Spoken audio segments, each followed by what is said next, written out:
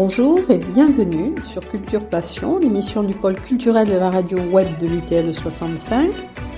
Culture Passion ou embarquement immédiat vers la galaxie Culture 65.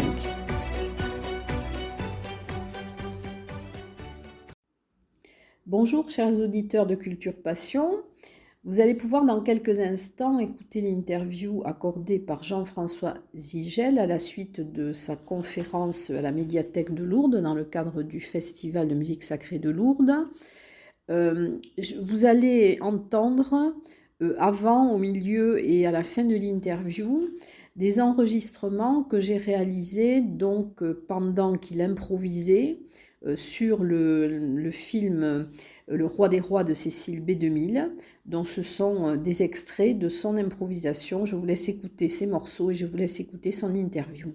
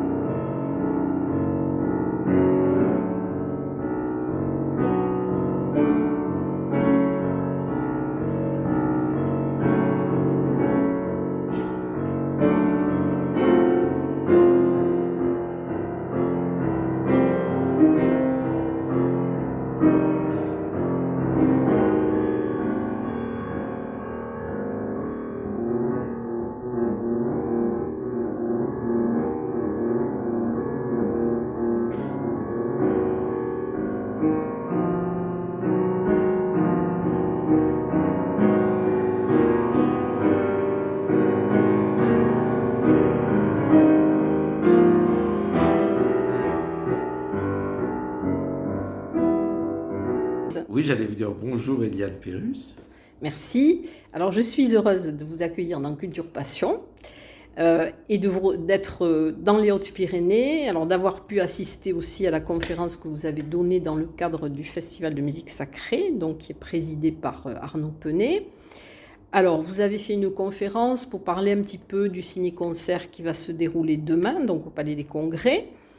Alors, vous êtes pianiste, compositeur, improvisateur et professeur d'improvisation au Conservatoire national supérieur de musique de Paris. C'est vous qui avez créé cette classe d'improvisation. Pourquoi n'y avait-il pas avant de classe d'improvisation au conservatoire ? C'est une bonne question. Il y en a toujours eu une pour l'orgue. La tradition d'improvisation à l'orgue ne s'est jamais interrompue. Mais effectivement, il n'y avait jamais eu d'enseignement de l'improvisation au piano. Pourtant, l'improvisation au piano a vraiment été au cœur de l'histoire de la musique classique. On voit bien qu'il y avait peu de concerts au XVIIIe sans improvisation. Même, vous savez, le fameux concert un peu mythique du 22 décembre 1808, je ne sais pas si vous y étiez, Eliane, non, je sens que non. Non, je ne crois pas. Vous aviez piscine ce jour-là? Vous non plus. Eh bien, moi non plus, non, c'est vrai. Concert où les Viennois ont pu entendre pour la première fois la 5e et la 6e symphonie que venait de composer Beethoven. Eh bien, il y a tout de même une demi-heure d'improvisation. On met un piano sur la scène et Beethoven improvise. Et tous les grands compositeurs de l'époque se font connaître par leur talent d'improvisateur. Donc l'improvisation au piano est vraiment un visage au cœur de la musique classique pendant très longtemps. Et puis, à partir de la deuxième moitié du 19e, la musique classique ne devient plus qu'une musique d'interprétation du répertoire. Et c'est pour ça que j'étais très content de pouvoir fonder cette classe de façon à de nouveau attirer de jeunes musiciens vers cette manière tout à fait singulière de faire de la musique, qui est entre le piano et la composition, qui est l'improvisation au piano. Et alors, est-ce que c'est une manière aussi de sortir un petit peu des codes de la musique qui sont quand même assez... c'est très classifié. Enfin, je veux dire, la musique classique est un monde un petit peu à part. Je ne dirais pas que la musique classique est un monde à part, parce que tous les mondes sont à part de tous les mondes. Est-ce que l'électro est aussi un monde à part, et le rock est un monde à part, et le rugby est un monde à part, enfin tout est un monde à part. La musique classique, c'est pas qu'elle est codifiée, c'est que elle a pour principe de faire entendre à tous et à tout moment des interprétations renouvelées de toutes les œuvres intéressantes et de tous les chefs-d'œuvre de siècles et de siècles précédents et de tous les pays. Donc, je dirais qu'elle est un endroit d'incroyable liberté, un endroit de mémoire, mais aussi d'invention, parce qu'il y a toujours autant de compositeurs qu'avant, et qu'évidemment, c'est un certain type de travail, puisque quand un interprète vous joue du Schubert, du Chopin, du Bartók, du Debussy, du Stravinsky, il se met au service d'une œuvre. Dans l'improvisation, nous n'avons pas du tout ce même principe. Nous crions sur le fil, sur le moment, devant les oreilles et les yeux des auditeurs. Et alors, à quel moment avez-vous décidé justement d'improviser? Ou est-ce que c'est depuis le départ? Mais en fait, c'est depuis le départ, parce que moi, je suis d'une famille qui ne connaissait rien du tout à la musique. Et à l'école, on nous avait passé un petit film qui s'intitulait « Mozart, enfant prodige ». Et dans ce petit film, on voyait Mozart à l'âge de 8 ans, 9 ans, c'était justement mon âge, avec une perruque. Bon, ça, j'aimais pas tellement la perruque, ça, c'était le point qui m'avait un peu chiffonné. Enfin, sinon, on voyait Mozart dans des salons avec des jolies marquises et des belles duchesses qui lui lançaient des thèmes à la volée pour qu'il improvise. Il s'exécutait, on l'applaudissait, on le couvrait de bisous, on lui donnait du chocolat à manger. Je me suis dit, c'est un bon métier, ça. Et donc, j'ai été très étonné quand, à mon premier cours de piano, on m'a parlé solfège, partition. Moi, je pensais que faire de la musique, c'était improviser. Donc, depuis le départ, je n'ai pas eu d'autre idée que celle de pouvoir laisser aller mon imagination au piano lorsque j'étais devant un clavier. Et alors, pourquoi cette passion pour les films muets? Alors ça, c'est arrivé beaucoup plus tard. Vous savez, comme tous les improvisateurs, on aime bien de temps en temps, c'est un petit peu un amusement, mais c'est toujours amusant de le faire, on aime bien improviser dans les styles. Donc on nous donne un thème et on improvise dans le style de Chopin, Brahms, Schubert, Debussy, Ravel, etc. Et un jour, quelqu'un m'a entendu faire ça à la fin d'un anniversaire. Donc bien sûr, le fameux thème nanana, nanana, et je faisais des variations dans tous les styles. Et c'était un décorateur qui connaissait bien quelqu'un qui était très important pour le renouveau du cinéma muet, qui est Christian Bellègue, qui était un peu le monsieur cinéma muet de l'époque. Et justement, il cherchait un pianiste, un compositeur capable de se plier à l'exercice de style pour un film qui était Le Nana de Jean Renoir. Il voulait faire une commande par le musée du Louvre, puisque c'était pour un événement qui avait lieu au musée du Louvre. Et donc nous avons été mis en contact, et donc j'ai écrit la musique de ce film qui dure à peu près 2h30, et nous avons joué cette musique que j'avais écrite pour petit orchestre, beaucoup en France, mais aussi à l'étranger. Enfin, pendant à peu près 2 ans, ça a tourné. Et du coup, je me suis intéressé à cet univers du film muet, parce que je n'allais jamais au cinéma, moi je n'étais pas un grand cinéphile, mais j'ai tout de suite été fasciné par l'intensité, la beauté esthétique, le niveau artistique de tous ces grands films qui ont été faits. J'ai découvert non seulement Renoir, mais L'Herbier, ou chez les Russes Eisenstein, Griffith chez les Américains, Murnau, évidemment, le génial Murnau chez les Allemands, etc. etc.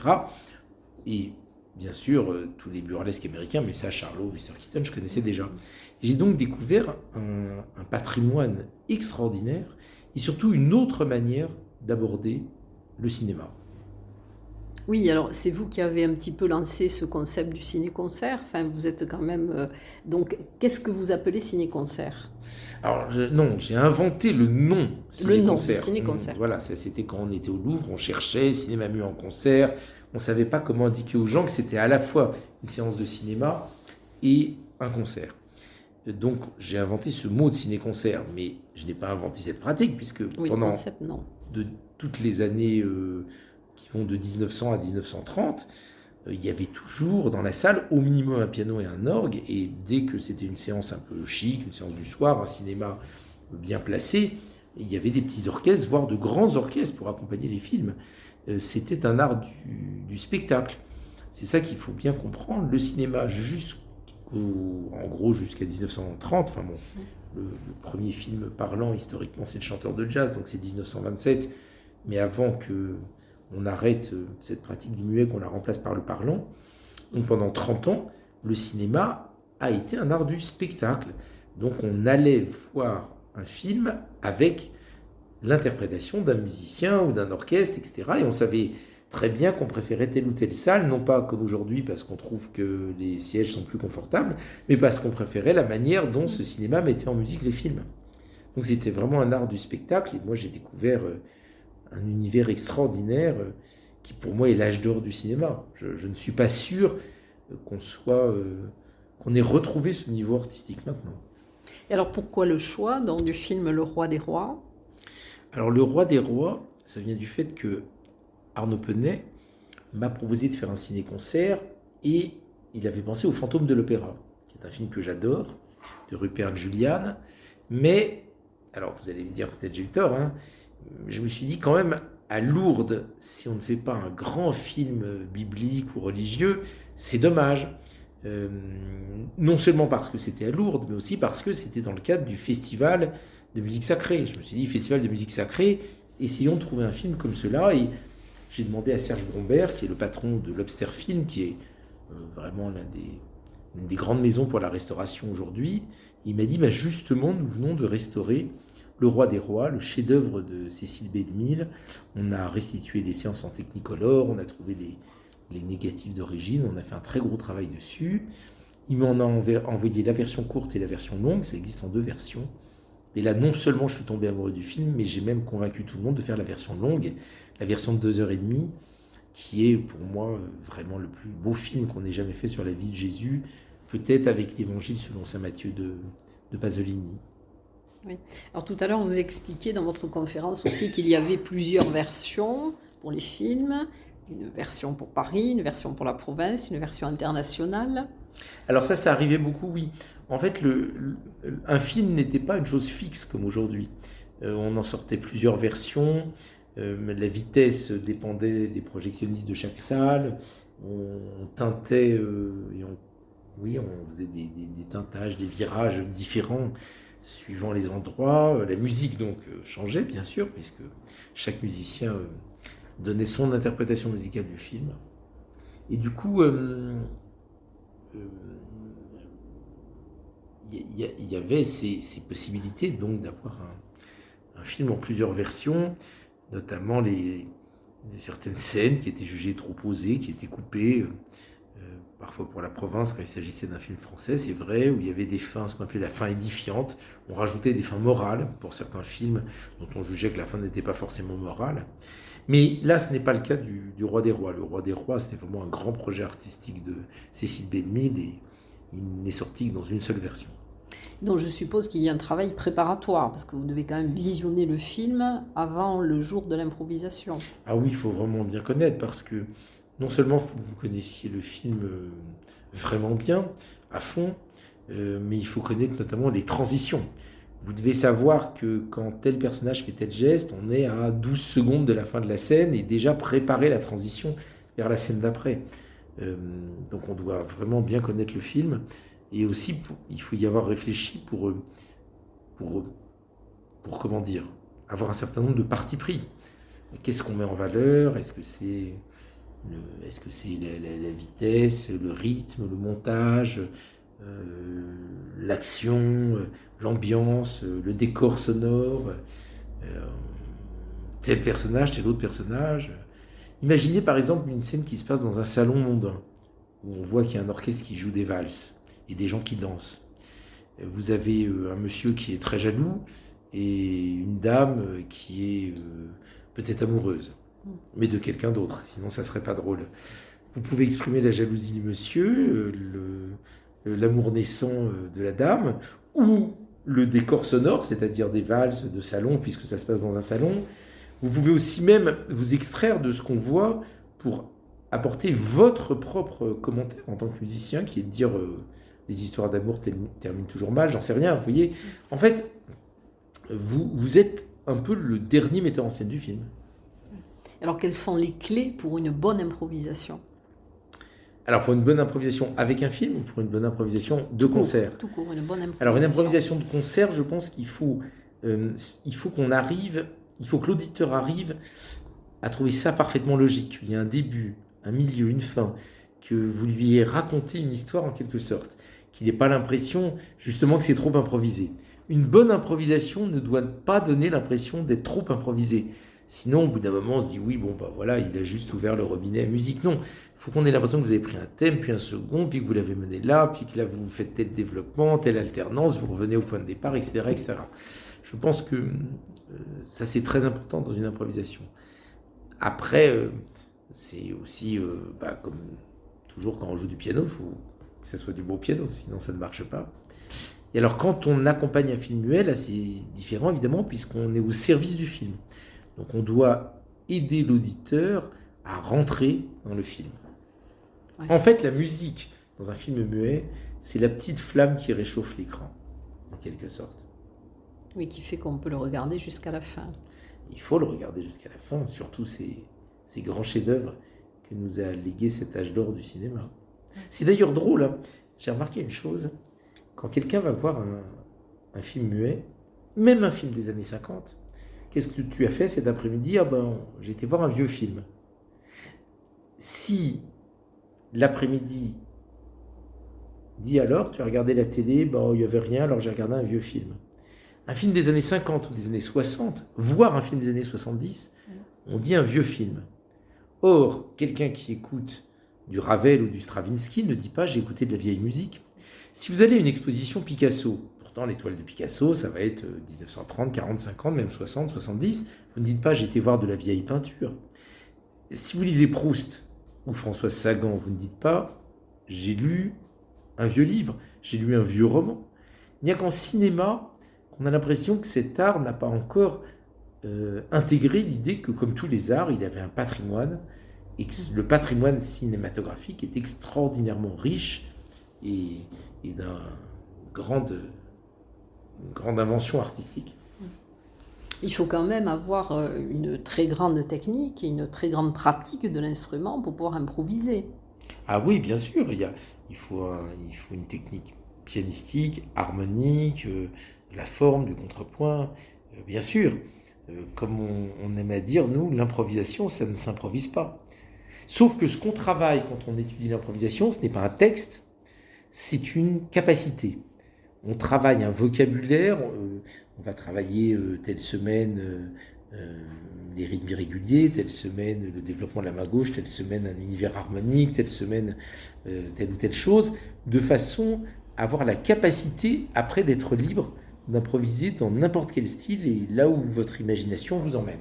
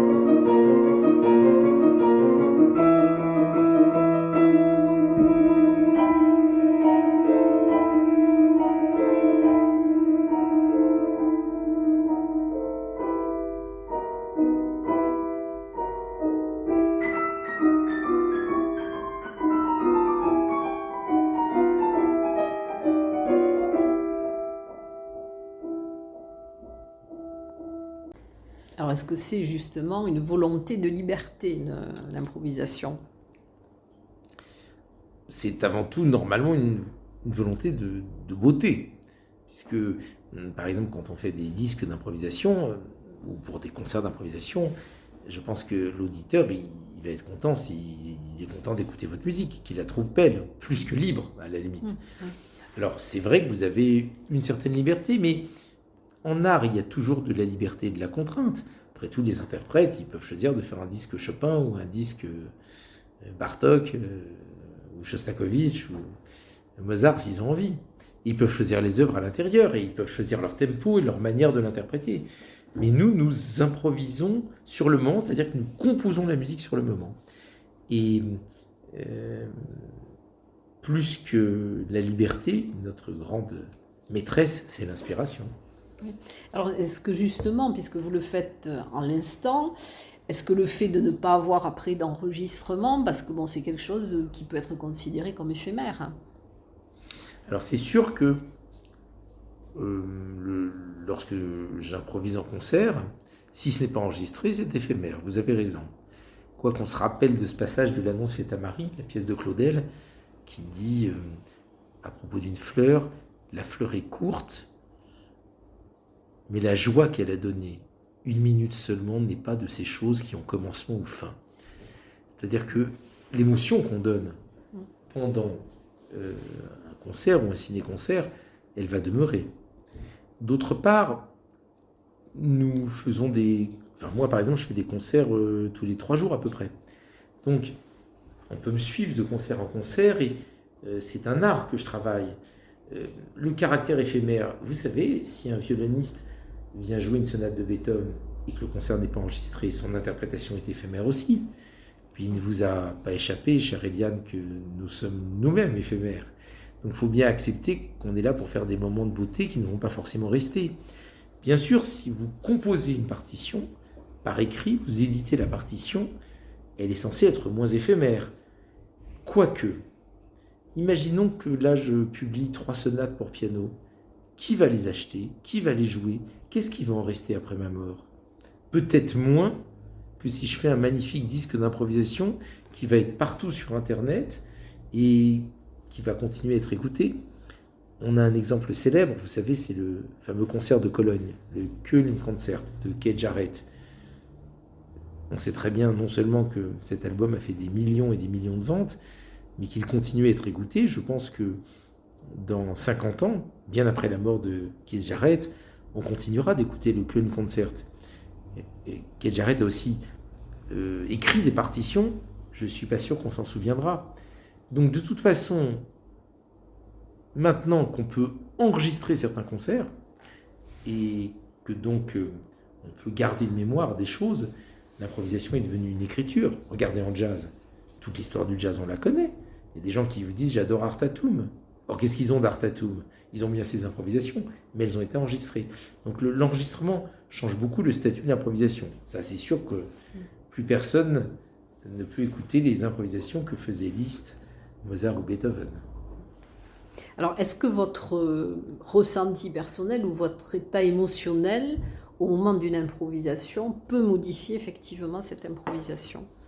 Oui, bien sûr. Bien sûr, l'improvisation, il y a à la fois une logique de déduction qui nous vient des 10 premières secondes. Vous voyez, dans les 10 premières secondes, on arrive, on est libre, mais on va poser un thème, un rythme, une ambiance, un style, et il faut bien le suivre. C'est comme si vous improvisez une histoire pour, par exemple, endormir un enfant. Si vous commencez par « Il était une fois, il y a très très longtemps, dans un vieux château en haut de la montagne, un roi très vieux, avec une grande barbe », vous êtes obligé de suivre le début de votre histoire. Donc nous avons une morale de la conséquence, vous voyez. Mais évidemment, l'état dans lequel on est, ce qu'on ressent, l'instrument sur lequel on joue, l'acoustique, tout va modifier le fil de notre inspiration, bien sûr. Alors, quand est-ce que vous pouvez dire que vous avez fait une bonne improvisation ou une mauvaise improvisation? Déjà, il faut se méfier des impressions de sortie de scène. Parce que parfois, on dit « Ah, c'était super ce que j'ai fait », parce qu'en fait, on s'est senti bien. Et parfois, on n'est pas content parce qu'on s'est senti un peu oppressé, un peu le trac ou des choses comme ça. Mais quand les concerts sont enregistrés, on s'aperçoit que parfois, ce qu'on a pensé être mauvais n'est pas si mauvais que ça, et que ce qu'on a pensé être bon, on avait une certaine forme intérieure, mais le morceau n'est pas forcément réussi pour autant. Donc déjà, il faudrait réécouter. Quand on écoute ça comme une composition. Il faut qu'il y ait une ligne, il faut que ça soit original, il faut que tout s'enchaîne bien. C'est comme on peut juger d'une composition comme on juge d'une composition. Alors, est-ce qu'il y a d'autres films sur lesquels vous aimeriez faire des improvisations ? Ah oui, moi je suis toujours partant pour faire de nouveaux films. Vous parliez de Nosferatu. Alors Nosferatu, je le fais souvent. Les films de Murnau, je suis vraiment un spécialiste. L'Aurore, Le Dernier des Hommes, Nosferatu, City Girl, j'en oublie un, mais c'est pas grave, que je fais très très souvent, mais je ne sais pas pourquoi, il ne me revient pas. Faust, le Faust aussi. Donc ça, c'est des films que j'accompagne souvent. C'est peut-être ce que je fais le plus, les films de Murnau. Après, j'ai fait pas mal de Buster Keaton, parce que bon, ça plaît toujours beaucoup, bien sûr. Et puis le cinéma français, donc Renoir, L'Herbier, Epstein, Grémillon. Voilà, moi je ne peux pas vous dire là qu'est-ce que j'aimerais accompagner, parce que tout film intéressant me plaît. Et justement, le fait que, grâce donc à Serge Bombert et à Arnaud Penet, on ait cette idée de faire ce roi des rois, c'est une expérience extraordinaire pour moi. C'est très inspirant, il est tellement beau, il est tellement intense ce film. Ça va être une première dans les Hautes-Pyrénées. Alors c'est une première à plus d'un titre. D'abord, c'est la première fois que je me produis à Lourdes. Et c'est l'une des premières fois où on voit ce film projeté avec cette restauration. Et en plus, oui, dans les Hautes-Pyrénées, dans un endroit qui est quand même fait pour ça. Faire un ciné-concert sur le roi des rois, donc la vie de Jésus, à Lourdes, c'est formidable. Et alors, qu'est-ce que vous essayez de transmettre à vos élèves de la classe, justement J'essaye. Alors, c'est pas tout à fait de transmission. Vous savez, c'est très à la mode. On parle de la transmission. J'aime la transmission. C'est important la transmission. Moi, je n'ai jamais compris ce mot de transmission. On ne transmet pas, on forme. On forme, c'est-à-dire on forme la technique pianistique, l'harmonie, la forme, la connaissance des styles, toutes les manières de créer de la musique. Et puis toutes les applications de l'improvisation, c'est-à-dire l'improvisation de concert, en solo, l'improvisation à plusieurs, l'improvisation en groupe, l'improvisation avec la danse, l'improvisation avec la vidéo, l'improvisation avec le cinéma muet, l'improvisation avec des acteurs, etc. etc. On apprend aussi à imaginer de nouvelles formes de concert, puisque un des grands défis qui s'offre maintenant, ou doit être pris en compte par les musiciens classiques, c'est qu'est-ce que ça va être le concert au XXIe siècle ? Pas forcément le vieux récital où on joue du Chopin, Schubert, Beethoven, comme on le faisait au XIXe, mais peut-être des formes plus hybrides, avec des collaborations entre les arts, avec un sens de la scène et de la lumière, etc., etc. Et le ciné-concert n'est qu'une des formes qui est à la mode en ce moment, mais il y a plein d'autres formes. Moi, j'adore inventer pour chaque concert une soirée particulière, une forme de concert particulière. Oui, est-ce que ça pourrait exister également pour le théâtre, par exemple ? J'ai souvent travaillé avec des acteurs, j'adore faire ça, soit ils lisent des textes, on alterne avec la musique, ou je joue pendant qu'ils parlent. Du moment qu'ils ont un micro, ça marche très bien. Et puis j'ai déjà eu des rôles de musiciens, de pianistes dans des pièces de théâtre. Et puis moi-même, mes concerts, j'en fais parfois des pièces de théâtre. Enfin, des pièces de théâtre. Il y a une mise en scène, il y a une mise en espace, il y a parfois une parole, il y a un principe narratif. Je suis très investi là-dedans. J'appelle ça, moi, des constacles. C'est-à-dire moitié concert, moitié spectacle. Concert, spectacle, constacle. Oui, c'est un joli mot. Je ne sais pas s'il existe encore dans le dictionnaire. Mais... Non, j'espère qu'un jour, il entrera dans le dictionnaire. Si on peut marquer mot inventé par Jean-François Zigel, je serais très fier, mais ce n'est pas du tout encore le cas. Mais vous aimez bien donc mélanger là, plusieurs formes d'art, mais vous aimez bien aussi mélanger différentes formes de musique, les musiques du monde, le jazz. Vous êtes ouvert un petit peu à une sortie du monde de la musique classique. Enfin, vous aimez bien aussi autre chose. Et la musique classique, je l'ai toujours fait. La musique classique, c'est l'univers le plus varié, le plus riche, le plus ouvert, le plus expérimental de toute la musique. En fait, on dit musique classique, on devrait dire musique, tout simplement. Ouais. Vous savez, quand j'étais plus jeune, dans les journaux, il y avait musique, et c'était ce qu'on appelle maintenant musique classique, et le reste avait un nom particulier, rock, tango, etc. Dès que le jazz est apparu, les musiciens classiques s'en sont saisis, ils l'ont intégré à leur musique, Prokofiev, Stravinsky, Debussy, Ravel. Dès que le tango est apparu, Albéniz a écrit des tangos, et puis Stravinsky en a écrit également. Les musiques du monde, mais elles ont été sauvées par les musiciens classiques. Heureusement qu'il y a eu Grieg pour la musique norvégienne, heureusement qu'il y a eu Bartók pour les musiques roumaines et hongroises, heureusement qu'on connaît les thèmes traditionnels de Russie ancienne grâce aux travaux de Rimsky-Korsakov et de Stravinsky. Donc il ne faut pas oublier que la musique classique s'est toujours enrichie de tout ce qui était possible, la technique, les nouveaux instruments. Vous savez, la musique classique, c'est l'équivalent de la littérature, c'est l'équivalent du théâtre. Donc nous sommes la musique classique est certainement de toutes les musiques la plus universelle, la plus expérimentale, la plus ouverte et d'autre part la moins chère. Ça, toutes les études le montrent, c'est nous qui avons le tarif de concert le plus bas. Donc c'est vraiment la musique pour tous, je dirais. Alors que les autres catégories de musique sont souvent beaucoup plus localisées dans le temps et correspondent toujours à des fragments, des segments de la population beaucoup plus réduits. Je dis ça pour aller un peu contre le cliché, vous voyez, de la musique classique qui serait plus académique ou plus élitiste. Je crois exactement l'inverse. Et alors, quels sont vos compositeurs à titre personnel préférés en musique classique? En dehors de moi-même, vous voulez dire. Puisque vous savez, comme oui, parce que vous composez. Voilà, aussi, et puis même improviser, c'est de la composition, c'est créer de la musique quand même. On crée de la musique. Alors, il n'y a pas le secours de l'écrit, mais au fond, c'est quand même créer de la musique. Je vais vous dire déjà tous les grands de l'histoire de la musique. Certains que je connais très très bien. Je viens de citer Ravel, c'est vraiment un compositeur dont je crois que je connais chaque œuvre, même les œuvres les moins connues. Mais il y a ceux que je découvre. Il n'y a pas longtemps, j'ai découvert un Allemand qui s'appelle Reinecke, qui est dans un style qui est proche de celui de Brahms, et que je trouve absolument génial. Et puis, voilà, il y a toutes les semaines des compositeurs que je découvre, et que j'aime, et que j'explore. Et dans les musiques actuelles, il y a aussi bien... Tout le mouvement répétitif américain m'a fasciné, les musiques de l'Est, y compris les musiques religieuses, m'ont intéressé aussi. Tous mes collègues actuels, je ne vous en citerai pas un parce que je me fâchais avec tous les autres, mais j'aime beaucoup écouter leur musique et ça me nourrit beaucoup.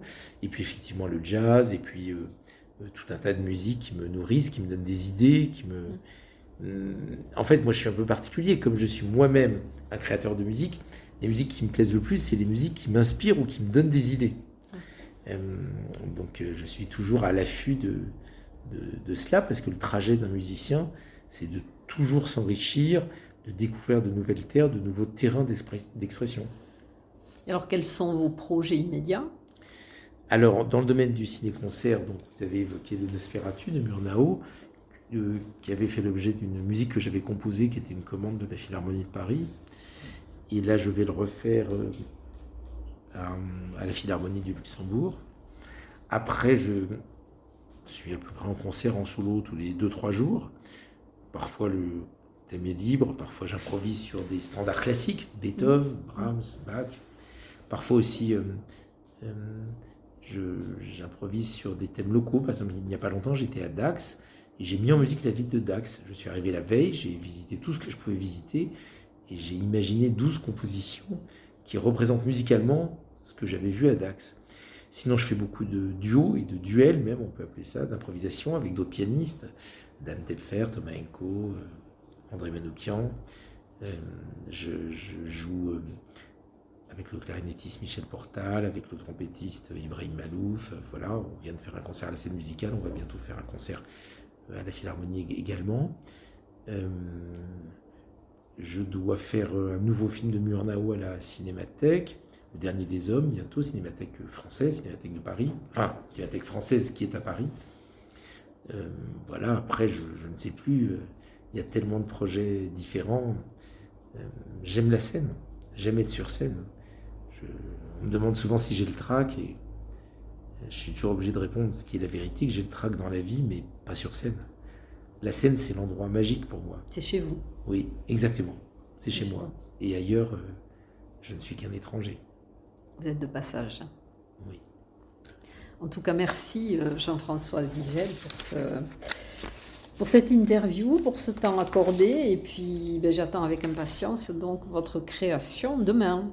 Mais j'espère que ça vous plaira et j'espère que vous aimerez ce film, ce grand film du patrimoine cinématographique, que vous l'aimerez autant que je vais moi-même. découvrir. Mais je l'ai découvert moi-même il n'y a pas très longtemps, vous savez. Merci beaucoup. À bientôt.